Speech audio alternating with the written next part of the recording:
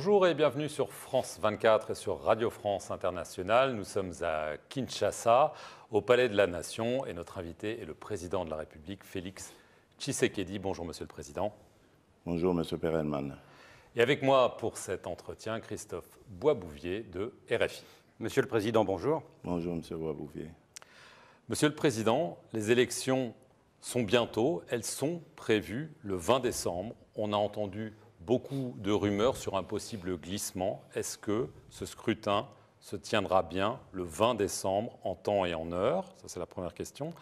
Et deuxièmement, est-ce que le financement est là? On a entendu le président de la commission électorale dire qu'il manquait 300 millions de dollars. Oui.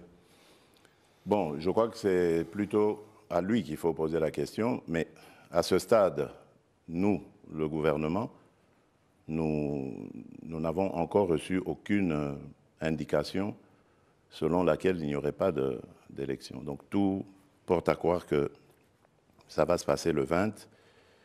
Et j'en veux pour preuve encore sa dernière déclaration, lorsque tous les candidats ont répondu à l'invitation de la CENI pour signer le code de bonne conduite et faire les derniers réglages, on va dire, pour ces élections. Donc, jusque-là, il n'y a pas de problème.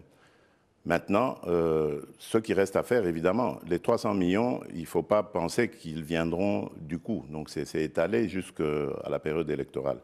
Et en ce moment, ce que je sais, c'est que le gouvernement est attelé à des discussions, en tout cas avec la CENI, pour trouver les voies et moyens d'y parvenir. Mais il n'y a pas d'inquiétude de ce côté-là, nous trouvons la solution. Alors la campagne pour ces élections présidentielles et législatives, elle débute ce dimanche matin. Oui. Et on sait qu'il y a de nombreuses interrogations, Monsieur le Président, sur la fiabilité du fichier électoral. L'opposition dit qu'il pourrait y avoir plusieurs millions d'électeurs fictifs. Est-ce que le scrutin pourra se dérouler sereinement? On sait notamment qu'il n'y a pas eu d'audit indépendant de ce fichier. Dans quel but inventerait-on des électeurs fictifs? Dans quel but? Je ne comprends pas très bien quelle est la revendication de l'opposition. Pour moi, c'est un débat d'opposants, de gens qui ne sont sûrement pas prêts à aller aux élections, parce qu'à plusieurs reprises, ils ont demandé le report de ces élections. Ils ont demandé un dialogue, alors qu'il n'y a pas de crise politique, que je sache, dans le pays. Et je ne comprends pas très bien quelle est la revendication dans ce sens de l'opposition. Et en plus, la CENI a organisé un audit du fichier avec des personnalités venues de tout bord, des personnalités crédibles dont la réputation n'est pas à remettre en cause. La probité n'est pas à remettre en cause. Il y a la question des électeurs de l'Est et notamment du Nord Kivu. Le 20 octobre, en Conseil des ministres, vous avez appelé le gouvernement et la CENI à tout mettre en œuvre pour que tous les Congolais puissent voter, compte tenu de ce que vous avez appelé la libération progressive des territoires de Massissi et de Rutshuru, au Nord Kivu. Mais depuis, les rebelles du M23 ont repris du terrain. Est-ce que cela veut dire que le vote ne pourra pas se tenir dans ces deux territoires? Malheureusement. Malheureusement, pour Rutshuru et pour le Massissi, je ne crois pas que ça pourra se faire. Mais qu'à cela ne tienne, nous allons continuer nos efforts pour libérer ces localités, ramener nos compatriotes dans leur localité d'origine et imposer cette paix. Mais en même temps, il y a le processus électoral qu'il faut continuer et amener à son terme. 26 candidats pour la présidentielle sur la ligne de départ. On verra combien seront à l'arrivée. Alors, c'est une élection à un tour. Donc, est-ce que la dispersion des candidatures de l'opposition fait de vous le favori logique de ce scrutin? Bon, je reste serein, modeste. Moi, ce qui se passe à l'opposition n'est pas mon problème. Nous vivons dans un pays où il y a une vitalité démocratique certaine, et tant mieux, j'allais dire, pour la démocratie. Ceux qui le font dans l'opposition, c'est leur problème. Mais vous vous sentez le favori? Bien sûr, sinon je n'aurais pas demandé à rempiler. Je crois que j'ai fait du bon travail. C'est vrai que beaucoup de choses restent encore à faire, mais le Congo revient de loin. Ça, il faut le reconnaître. Tous ceux qui viennent aujourd'hui, après 5 ans de ma présidence, presque 5 ans, me le disent très clairement.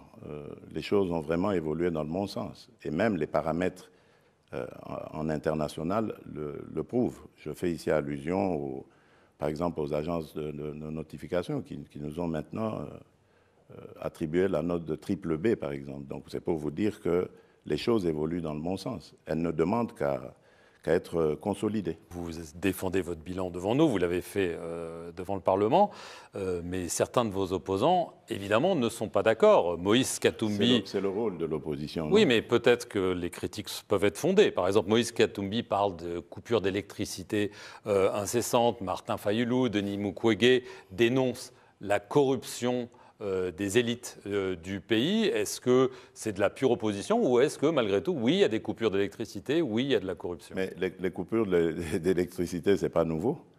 Ce que nous faisons, c'est d'essayer de juguler justement ces coupures intempestives. Et nous le faisons en renforçant les capacités du barrage d'Inga, de Zongo 2. Je viens d'ailleurs d'inaugurer une centrale électrique là maintenant qui va desservir une dizaine de communes dans Kinshasa, et ça fait des millions de consommateurs qui vont pouvoir être, de clients qui vont pouvoir être accordés maintenant au réseau électrique. Donc nous essayons de juguler cela. Lorsque moi je suis arrivé à la tête de ce pays, il n'y avait que 9% de ménages, on va dire, dans la population qui avaient accès à l'électricité. Aujourd'hui, nous tournons autour de 20%, et l'objectif, c'est d'aller encore beaucoup plus loin. Donc eux, ils peuvent parler, d'accord, Moïse Katumbi, bon, il a été gouverneur de la province du Katanga. À l'époque, elle n'était pas encore divisée en 4 morceaux, mais qu'est-ce qu'il en a fait? Je parlais d'ailleurs récemment de l'aéroport international qui est en train d'être construit, qui est déjà d'ailleurs terminé à Kolwezi. Il a été gouverneur pendant 9 ans. Il n'a même pas pensé à construire un aéroport international dans la capitale mondiale du cobalt. Aujourd'hui, des investisseurs pourront venir de partout sans devoir passer par Lubumbashi et chercher des petits cercueils volants pour arriver à Kolwezi. Ils vont venir directement avec leur jet privé ou leur avion régulier directement sur Kolwezi. J'ai des tas d'exemples comme ça qui peuvent démontrer que je n'ai aucune leçon à recevoir de Moïse Katumbi. Alors il y a une affaire qui défraye la chronique, c'est celle du correspondant de Jeune Afrique, Stanis Boujakera. Il est détenu depuis 2 mois en prison, il est accusé de diffusion de fausses informations, il risque 10 ans de prison. Alors il est accusé d'être à l'origine d'un rapport interne de l'ANR, donc les services secrets, mettant en cause les renseignements militaires dans le meurtre au mois de juillet de Chérubin Okende, qui est un proche de Moïse Katumbi. Le journaliste, l'association Reporters sans frontières, nie toute manipulation. Monsieur le Président, pourquoi tant d'acharnement contre un simple journaliste? Je ne suis ni à l'origine, ni en train de faire que... ni à l'origine de son arrestation, j'allais dire, ni en train de tirer les ficelles pour qu'on enfonce Stanis Boujakera. Je ne peux pas intervenir. Je n'interviendrai que peut-être plus tard, s'il est condamné ou quoi, pour une amnistie, grâce ou que sais-je. Si. Mais à ce stade, je n'ai rien à dire. Je suis le premier à être peiné par ce qui lui arrive, mais j'ai en même temps aussi besoin de savoir qu'est-ce qui s'est passé.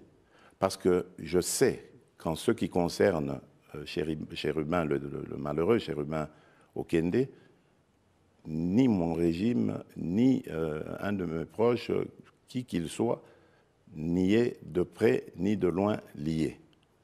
Je n'avais aucun intérêt à donner la mort à ce compatriote. Parce que d'abord, remarquez, il était le porte-parole d'Ensemble, mais il n'a jamais pris la parole. Il ne gênait en rien le régime. Et quand bien même il y en a qui gênent plus que ça, qui qui profèrent des injures, des menaces, qu'est-ce qui leur arrive? Et pourquoi on s'en prendrait à Chérubin, le pauvre? Pourquoi chercherais-je à lui ôter la vie? Ça n'a pas de sens. Donc, pour moi, c'était aussi une curiosité. Je voulais aussi savoir, mais qu'est-ce que c'est? Pourquoi est-ce qu'on a voulu faussement attribuer au service de renseignement la responsabilité de la mort de Chérubin? Donc ça veut dire... Ce journaliste est responsable. Ça veut dire... Non, le journaliste, on peut l'avoir manipulé en lui faisant croire que c'est une information de première main. Et ensuite, on désoriente en fait les enquêteurs.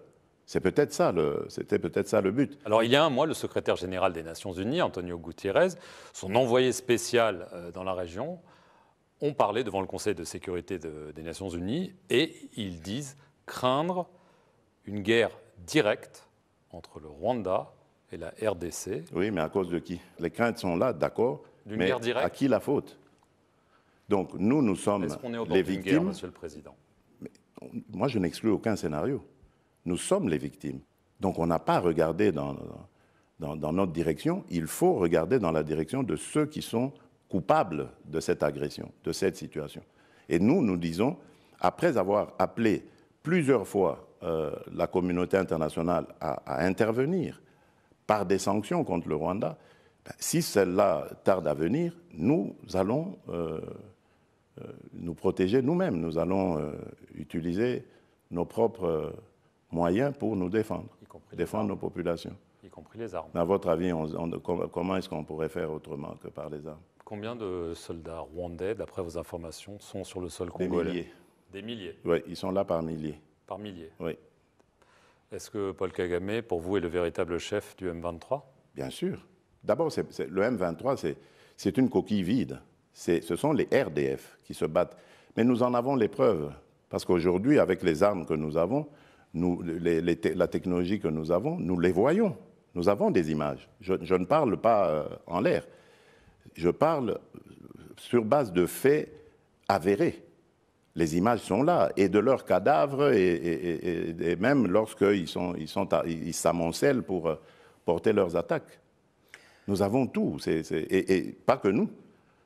L'ONU, les Nations Unies, ils ont aussi les mêmes images.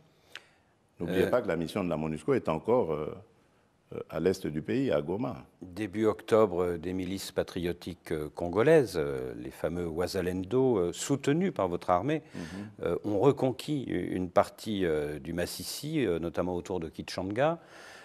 Mais depuis, le M23 a repris le terrain perdu. Il menace à nouveau les localités, les villes de Saké et bien sûr de Goma. C'est donc un échec? Ils ne prendront pas Goma. Retenez-le. Ils ne prendront pas Goma. Pourquoi? Mais parce qu'il y aura une réplique de notre part. Ils ne prendront pas. Mais là, quand même, il y a eu un échec, non? Oui, mais des Wazalendo, c'est normal. Qui sont les Wazalendo? Ce sont des patriotes, des civils au départ, des gens qui ont décidé de défendre corps et âme les intérêts de leur communauté. Parce qu'en son temps, ils n'avaient pas confiance en l'armée. Ils ne pensaient pas que l'armée était capable de les protéger. Donc ils ont pris leur courage à deux mains et se sont engagés dans ce combat. C'est même héroïque. Là où les FARDC peuvent les soutenir, s'ils sont dans leur giron, l'ordre est donné pour que celles-ci les soutiennent. Mais je ne m'en cache pas, parce que ce n'est pas un crime qu'ils commettent. Ils défendent leur patrie, et avec raison, et courage. Mais pas Ce sont des héros, pas des criminels comme le M23 et les RDF du Rwanda. Alors, pour tenter de retourner la situation en votre faveur, vous avez aussi eu recours à des compagnies de sécurité occidentales, une française, Agemira, une roumaine, Congo Protection. Bien sûr, c'est pour renforcer les capacités. Ce sont des experts, attention, ce sont des experts qui sont eux-mêmes, qui ont eux-mêmes des carrières de forces spéciales, de commandos, etc., et dont la mission est de renforcer les capacités des forces de défense en situation réelle, sur terrain. En se battant? Ah, bien sûr, mais ils sont combien? Ils doivent être à nos côtés. Donc, ils sont combien, monsieur? 900 Par là, un bon millier peut-être. Ouais. Alors, quand il y a des sociétés de sécurité étrangères, hein, ou que ce soit, qui viennent, qui se battent, qui sont nombreuses, on appelle ça des mercenaires. Quand vous appelez, qu'est-ce que vous appelez se battre? Parce que quand je vous dis, ils sont en situation réelle, ils sont sur le terrain, ils coachent. Est-ce qu'un coach de football, il joue avec son équipe? Et pourtant, il est sur le terrain, il voit ses joueurs jouer, il est là, les joueurs sont là en train de jouer, et lui, il coach. Ce sont des coachs, voilà. Pas des mercenaires. Mais non, ce ne sont pas des mercenaires. Ce ne sont pas des mercenaires. Vous avez aussi remis en état de marche une flotte d'avions et d'hélicoptères. Bien sûr, d'avions de chasse et d'hélicoptères armés, bien sûr. Vous attendez 3 drones chinois. Est-ce que vous comptez sur ces nouveaux moyens, ces renforts pour, vous êtes bien renseigné, vous. Pour peut-être obtenir une victoire de prestige avant le rendez-vous électoral du 20 décembre? D'abord, nous ne les attendons pas. Ils sont déjà là, les drones. Ils sont là depuis quelque temps. Des drones d'attaque, hein? Bien sûr, mais qu'est-ce qu'il y a de mal là? Est-ce que vous comptez sur ces nouveaux moyens pour avoir une victoire militaire de prestige avant le 20 décembre? Je crois que je vous ai dit, non, je ne joue pas avec ça. Moi, je ne fais pas de politique politicienne. Pas du tout. Moi, je défends les intérêts de mon pays et de mon peuple. Et je les défends avant, pendant ou après les élections. Je vous ai dit que pour Rutshuru, pour le Massissi, c'était mort pour les élections en ce moment. Je l'avale avec difficulté, mais je l'avale. Mais cela ne va pas nous pousser à baisser les bras. Donc l'urgence s'impose. Nos populations sont dans des conditions inacceptables, il faut les ramener chez elles. Et donc, même pendant le processus électoral, les efforts pour les ramener vont continuer. Donc vous voyez que ce n'est pas lié du tout à un résultat quelconque qu'il faudrait avoir avant le 20 décembre. Monsieur le Président, merci de nous avoir reçus à Kinshasa. Et merci à vous de nous suivre sur nos 2 chaînes, France 24 et Radio France Internationale.